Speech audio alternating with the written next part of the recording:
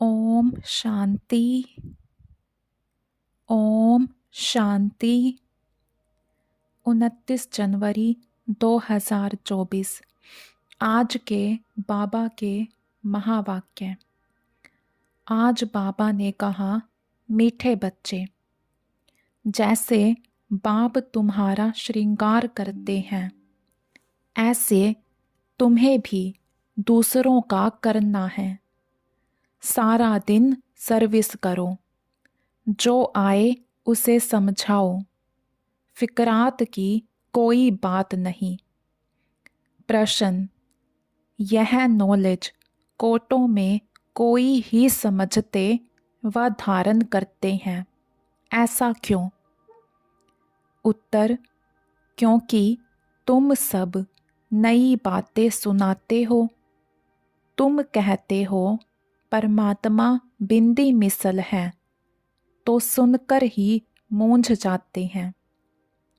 शास्त्रों में तो यह सब बातें सुनी ही नहीं है।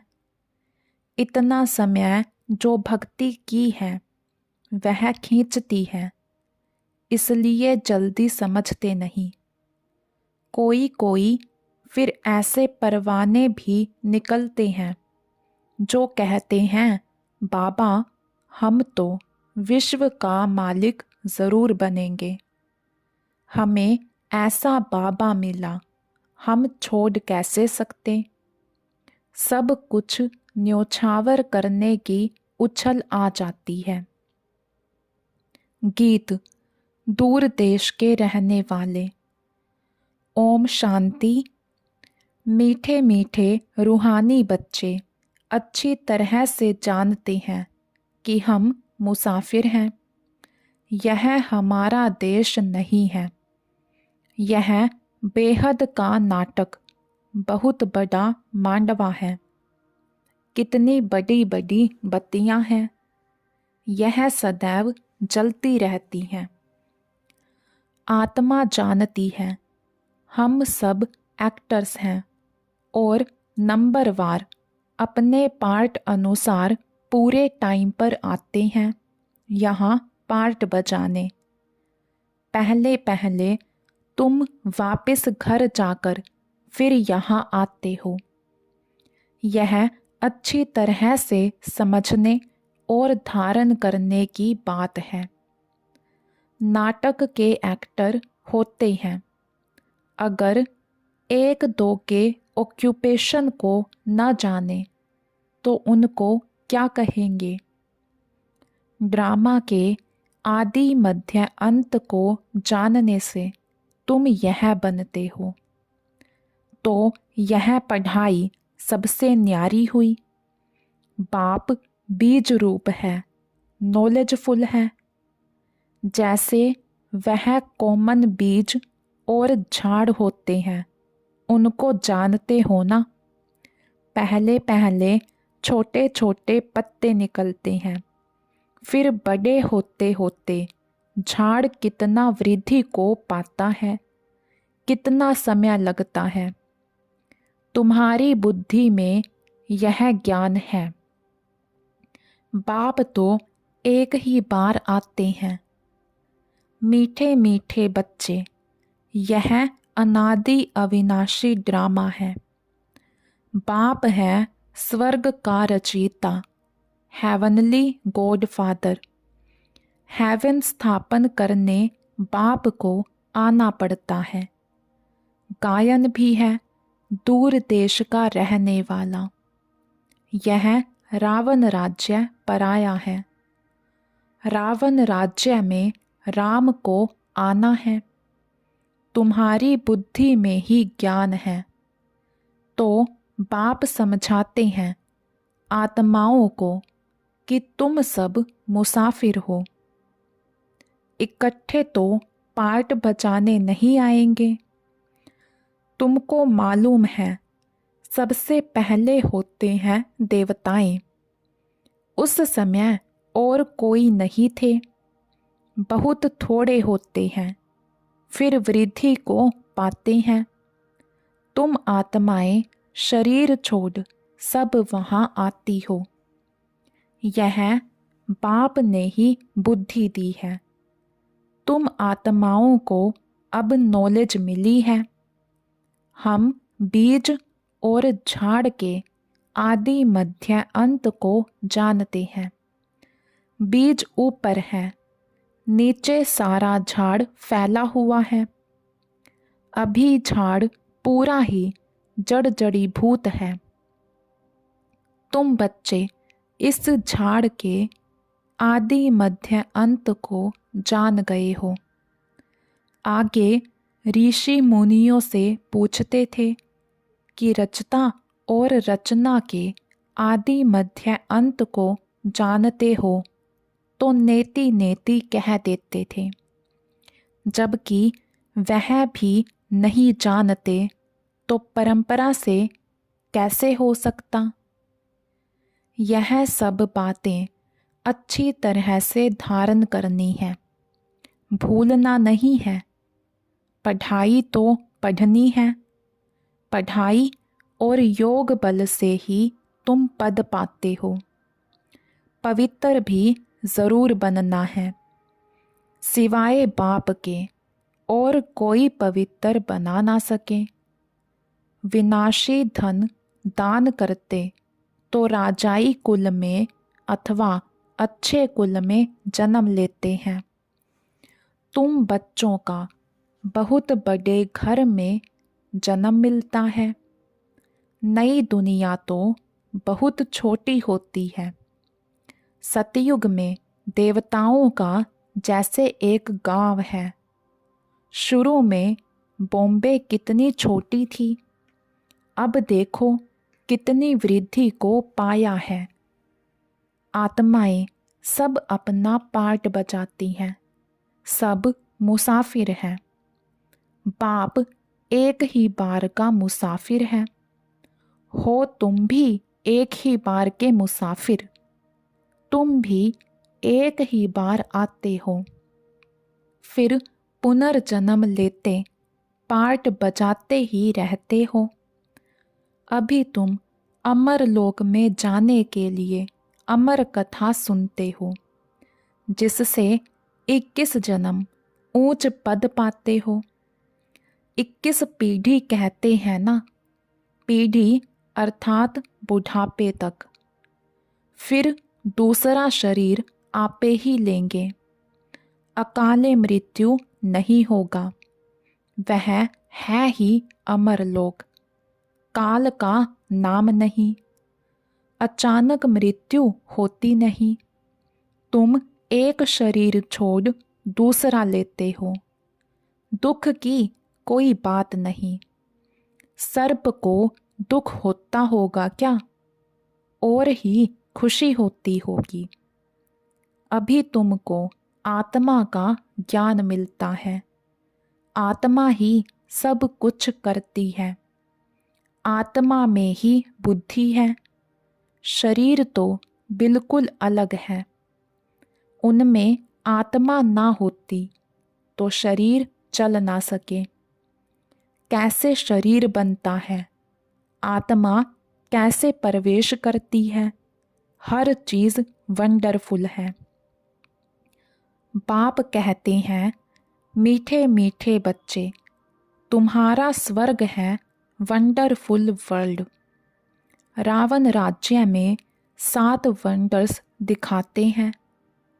राम राज्य में बाप का एक ही वंडर है, स्वर्ग, जो आधा कल्प कायम रहता है।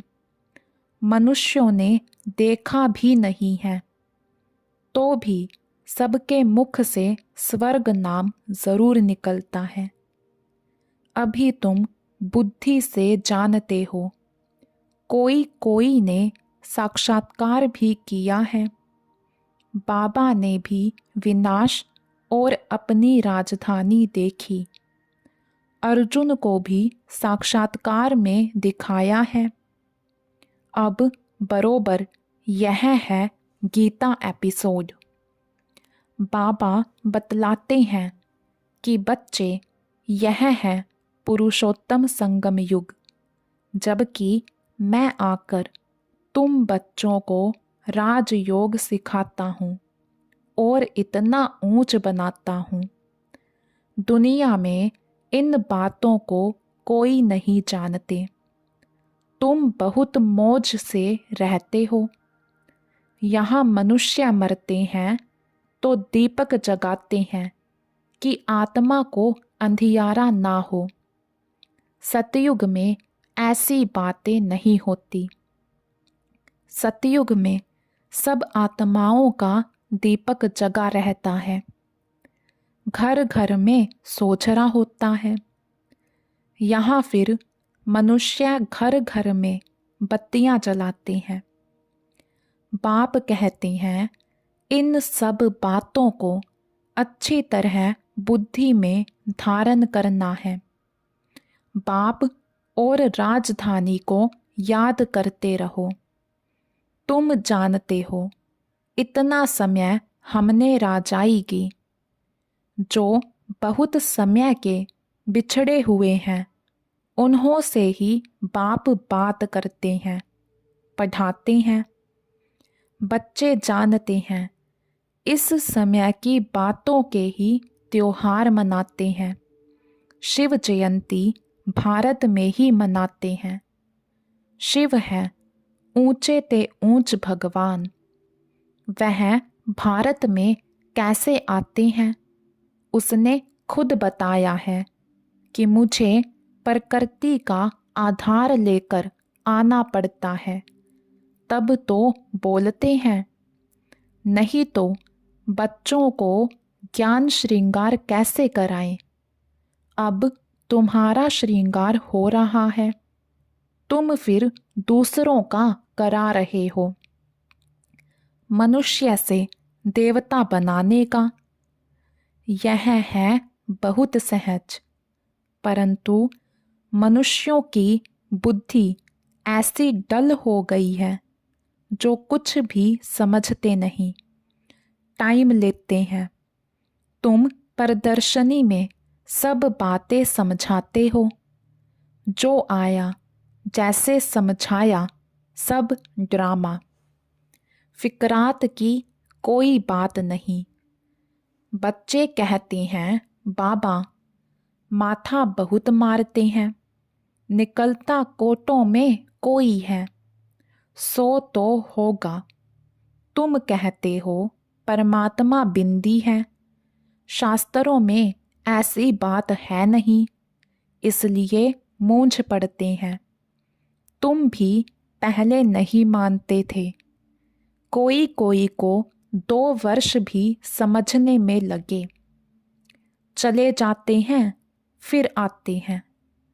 इतना सहज भक्ति छूटती नहीं है, वह अपनी ओर खींचती है। यह भी ड्रामा में पार्ट है। सिवाय तुम ब्राह्मणों के और कोई नहीं जानते। विराट रूप का भी अर्थ समझा है। यह है तुम्हारी बाजोली। तुम चक्र लगाते हो, इनको विराट नाटक कहा जाता है। इनका भी तुमको ज्ञान है। उन कॉलेजों में तो क्या क्या पढ़ते रहते हैं, यहाँ वह बात नहीं। साइंस वृद्धि को पाती रहती है, उनसे विनाश होना है। अभी भल तुम समझाएंगे, परंतु विरला कोई मिलेगा जो कहेगा यह तो बहुत अच्छी बात है, यह तो रोज समझाना चाहिए। कितना भी काम हो, परंतु कहेंगे हमको तो बाबा से वर्षा जरूर लेना है। यह तो अथाह अनगिनत कमाई है।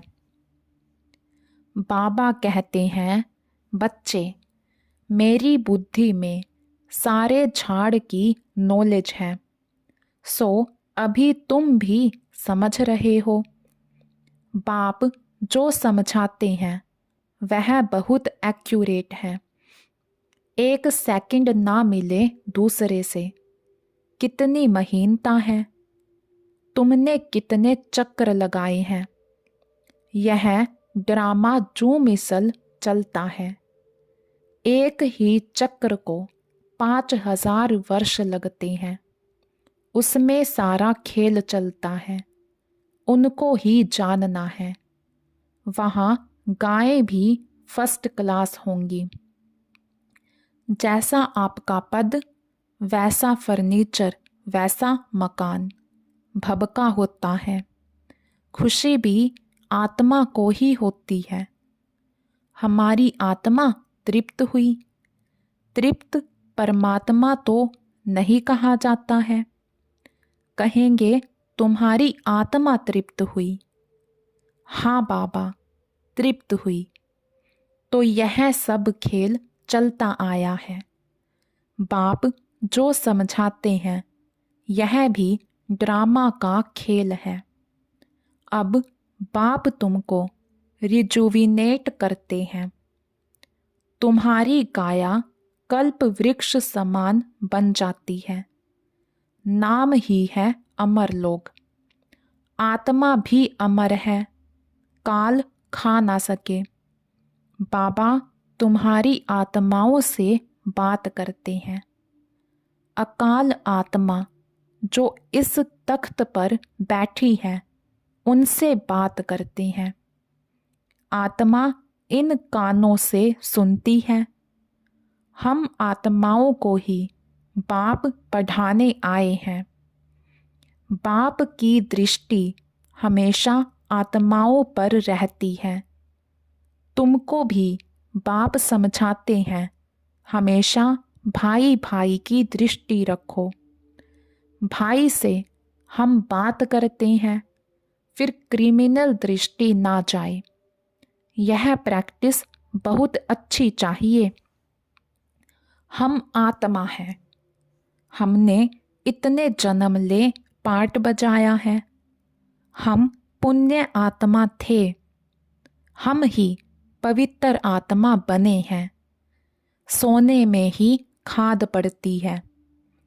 जो आत्माएं पिछाड़ी को आएंगी उनको क्या कहेंगे? कुछ परसेंट सोने का होगा। भल पवित्र होकर जाते हैं, परंतु पावर तो कम है ना। एक दो जन्म करके लिया, इससे क्या हुआ? बाबा जो मुरली चलाते हैं वह है खजाना। जब तक बाप दे तब तक तुम बाप को याद करते रहो। याद से ही तुम एवर हेल्दी बनते हो।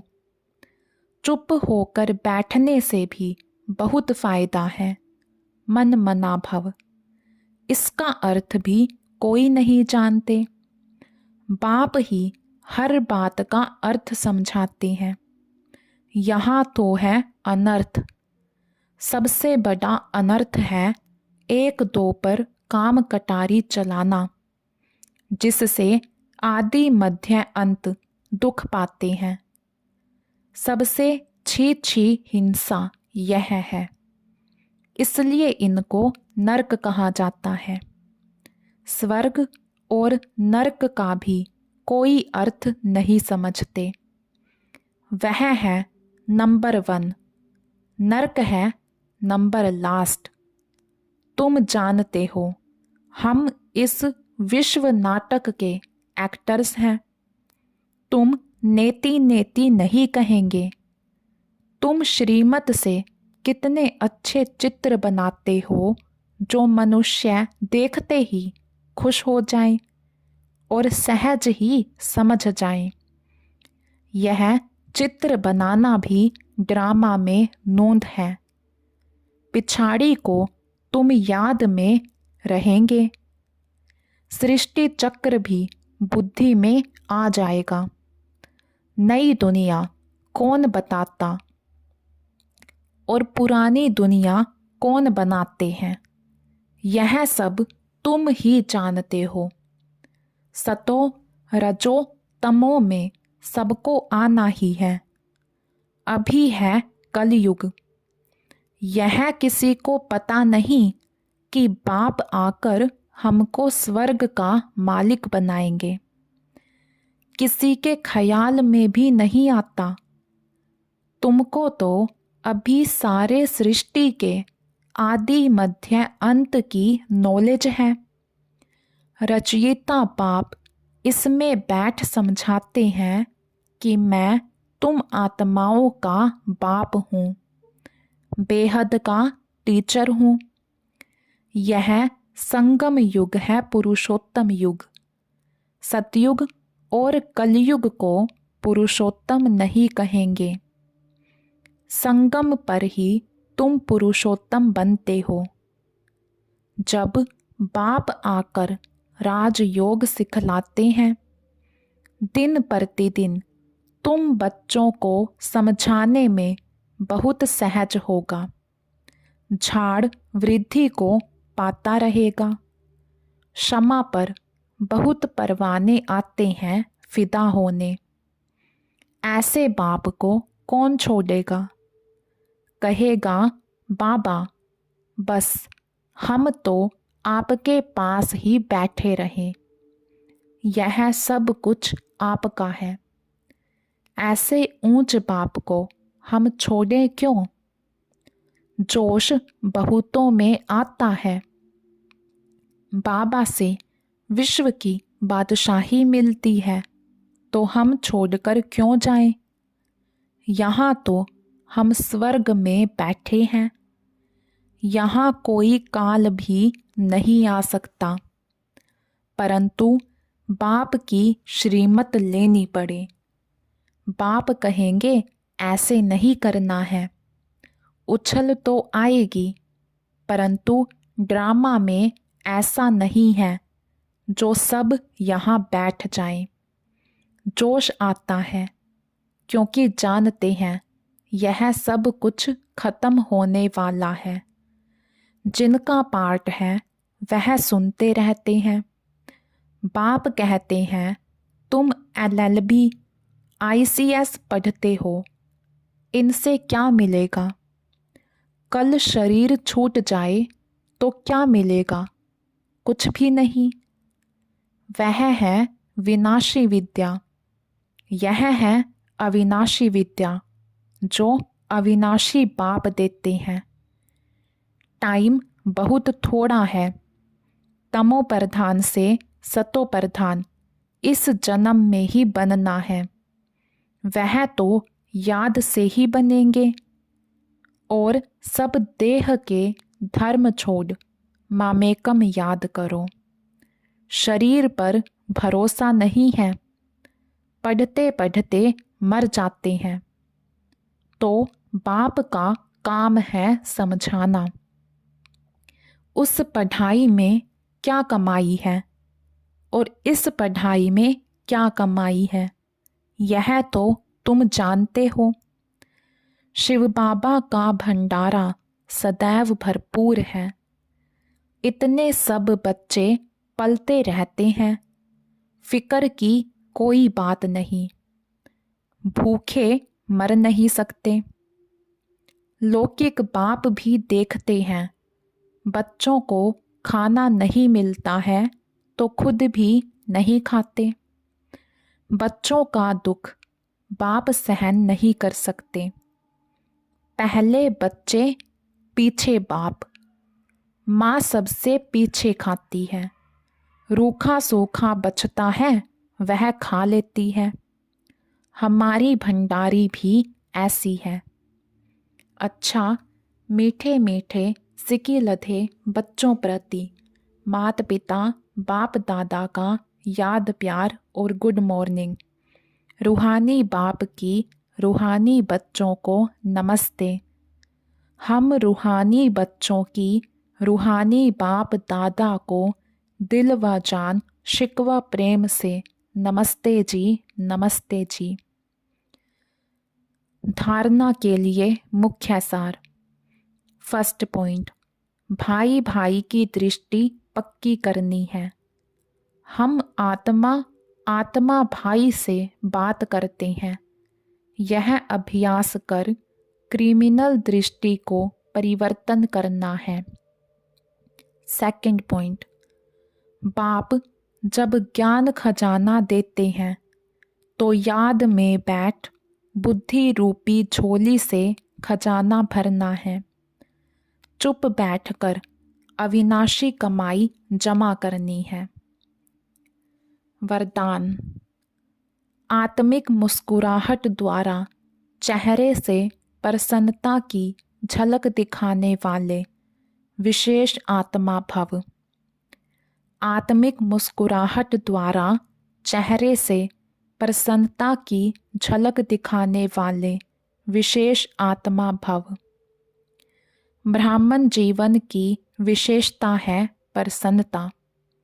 प्रसन्नता अर्थात आत्मिक मुस्कुराहट।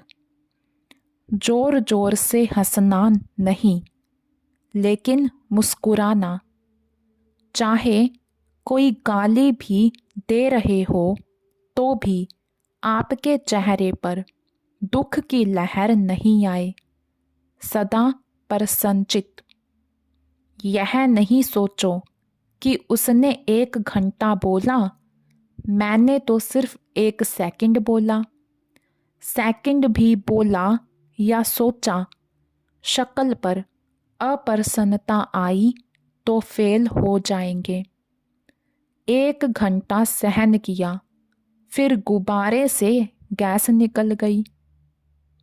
श्रेष्ठ जीवन के लक्ष्य वाली विशेष आत्मा ऐसे गैस के गुब्बारे नहीं बनती।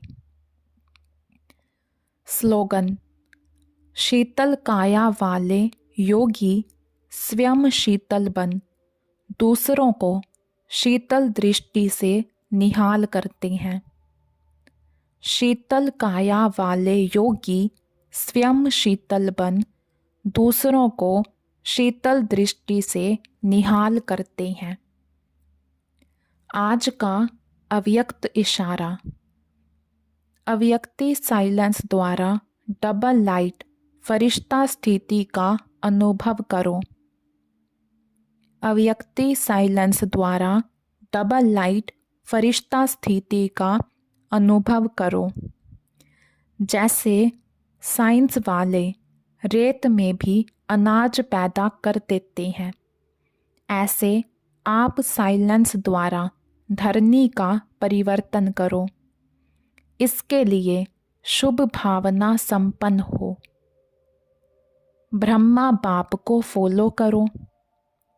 साइलेंस की शक्ति से किसी भी आत्मा की वृत्ति दृष्टि का परिवर्तन कर दो। जैसे क्रोध अज्ञान का शक्ति है, ऐसे ज्ञान की शक्ति शांति है, सहन शक्ति है। अभी इन गुणों को अपना संस्कार बना लो तो डबल लाइट फरिश्ता सहज बन जाएंगे। अच्छा, ओम शांति।